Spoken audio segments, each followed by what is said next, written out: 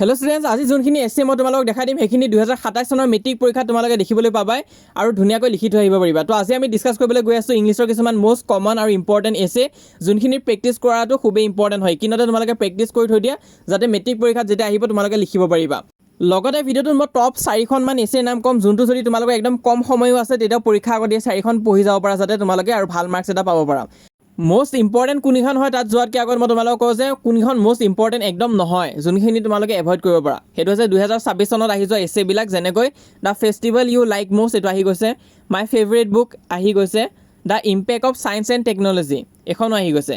তো এই তিনিখন এছে তোমালোকে স্কিপ কৰিব পাৰা, কাৰণ 2026 চনত যিহেতু আহি গৈছে 2027 চনত অহা চান্স কম আছে।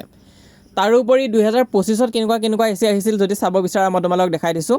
ইম্পৰ্টেণ্ট অফ স্পৰ্টছ আহিছিলে, মাই ফেভৰেট টুৰিষ্ট ডেষ্টিনেশ্যন আহিছিল, আৰু এই visit to place of historic interest এইখন আহিছিলে। 2027ৰ বাবে কোনখন বেছি ইম্পৰ্টেণ্ট আছে মই ভিডিঅ'টোত কৈ আছোঁ। তাৰ আগতে যদি চেনেলটোত তুমি প্ৰথমবাৰৰ বাবে আহিছা তেনেহ'লে চেনেলটো ছাবস্ক্ৰাইব কৰি থৈ দিবা, কাৰণ আমি মেট্ৰিক পৰীক্ষা দিয়া ষ্টুডেণ্টসকলক যিমান পাৰোঁ সহায় কৰি যাওঁ। তো তোমালোকে যদি প্ৰথম আহিছা তেনেহ'লে আমাৰ এই চেনেলটো ছাবস্ক্ৰাইব কৰি দিবা। মই তোমালোকক আছামিজ বা বাকীবিলাক ছাবজেক্টৰ এছে আদিও দিব চেষ্টা কৰিম, আৰু লগতে কমন কুৱেশ্যন আদিও মই শ্বেয়াৰ কৰিম ইউটিউবতে।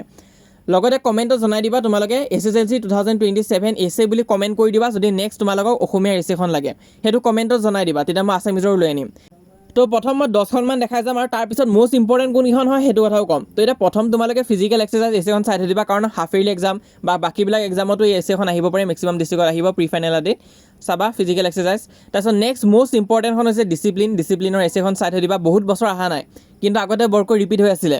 তো সেইটো কাৰণে যিহেতু লাষ্ট 3-4 ইয়াৰ্ছত অহা নাই, তেনেহ'লে ডিচিপ্লিন এছেখন তোমালোকৰ আহিব পাৰে 2027 চনত। তো সেইটো কাৰণে ডিচিপ্লিনৰ ওপৰত এছে এখন চাই থৈ দিবা, ইম্পৰ্টেণ্ট আছে। তাৰপিছত নেক্সট তোমালোকে চাবা ইয়ৰ ডেইলি লাইফ, এই এছেখনো কিন্তু আহি থাকে প্ৰি ফাইনেল বা হাফ ইয়াৰলি এক্সামত দেখিবলৈ পাব পাৰা। প্ৰেক্টিছ কৰিবা, ইয়ৰ ডেইলি লাইফ এছেখন ইম্পৰ্টেণ্ট আছে।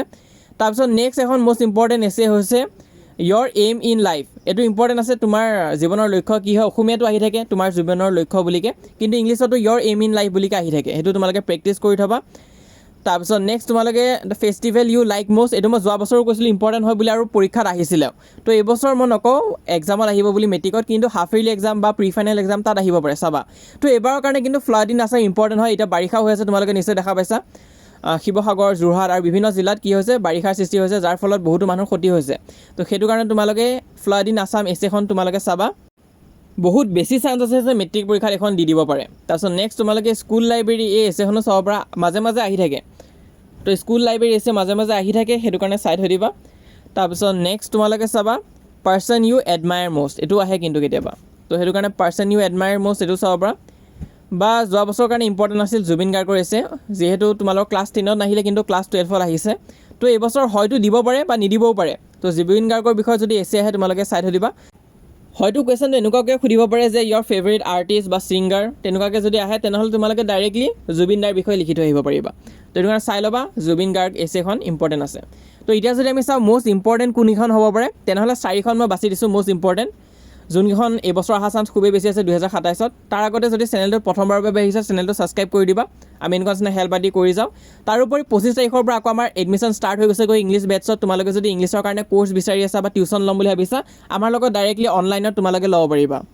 তো ইউনিট টেষ্টৰ আগতো 100তকৈ অধিক ষ্টুডেণ্টছে আমাৰ লগত জইন কৰিছিলে, সিহঁতৰ ইউনিট টেষ্ট ভালে হৈছে। তো এতিয়া মই হাফ ইয়াৰলিৰ কাৰণে প্ৰিপেয়াৰ কৰি যাম। তো মিডনাইট ভিজিটৰৰ কাৰণে মই ইম্পৰ্টেণ্ট PDF আদি দি দিছোঁ, আৰু কাইলৈ লেকচাৰো দি দিম। তো লেকচাৰটো আমি কি কৰোঁ উইথ ইমেজেছ আৰু এক্সপ্লেনেশ্যন, প্ৰতিটো লাইন আমি এক্সপ্লেইন কৰি যাওঁ। তো তেনেকুৱা নিচিনা এক্সপ্লেনেশ্যন দিয়া হ'ব ইমেজৰ সহ। তো তোমালোকে জইন কৰিব পাৰিবা বেটছত, যদিহে তোমালোকে এনিমেশ্যন হিচাপে যদি লেকচাৰবিলাক চাব বিচাৰিছা, টেষ্ট আদি দিব বিচাৰিছা, ইম্পৰ্টেণ্ট নোটছখিনি পাব বিচাৰিছা, তেনেহ'লে তোমালোকে আমাৰ ইংলিছ বেটছত জইন হ'ব পাৰিবা। তো বৰ্তমান এডমিশ্যন অ'পেন আছে, জইন হ'লে হ'ব পাৰিবা। টেষ্ট হ'ব, তাৰপিছত MCQ আদি দিয়া হ'ব ইম্পৰ্টেণ্ট, তাৰপিছত ইম্পৰ্টেণ্ট PDF আদি গোটেইখিনি শ্বেয়াৰ কৰা হ'ব ইংলিছ ছাবজেক্টৰ কাৰণে। আৰু এনেকুৱাও নহয় যে মাহে মাহে দিব লাগিব, এবাৰ 499 ৰুপিজ দিলে তোমালোকৰ গোটেই বছৰটোৰ কাৰণে থাকিব, মেট্ৰিক পৰীক্ষালৈ থাকিব। 499 ৰুপিজতে আমি তোমালোকক গোটেই বছৰটোৰ কাৰণে পঢ়াই দিম, তোমালোকে জইন হ'ব পাৰিবা।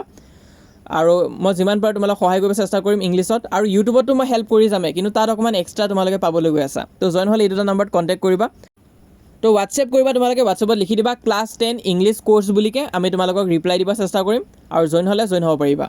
তো বেক টু দ্য ভিডিঅ'। এতিয়া আমি চাওঁ যে মষ্ট ইম্পৰ্টেণ্ট সেই 4খন এছে কোনকেইখন হয়, যোনকেইখন চোৱাটো খুবেই ইম্পৰ্টেণ্ট হয়। প্ৰথম এই 4খন তোমালোকে কৰি থৈ দিয়া।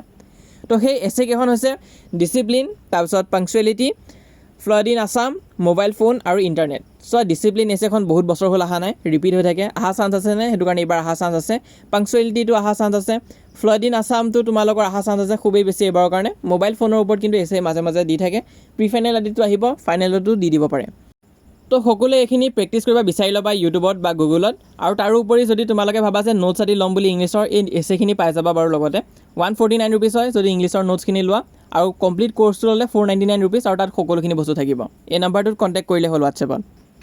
আৰু লগতে খুবেই গুৰুত্বপূৰ্ণ আপডেট এটাও আছে। যদি তোমালোকে 2027 চনত মেট্ৰিক পৰীক্ষা দিবা, তেনেহ'লে এই 3টা আপডেট জনাটো খুবেই ইম্পৰ্টেণ্ট হয়। এই ভিডিঅ'টো চাই ল'বা। 3টা ভাল খবৰ আছে, লিংকটো মই পিন কমেণ্টত দি দিম, ডেছক্ৰিপশ্যনতো দি দিম। তোমালোকে এই ভিডিঅ'টো চাই থৈ দিবা, আমাৰ চেনেলত গৈ চাব পাৰিবা।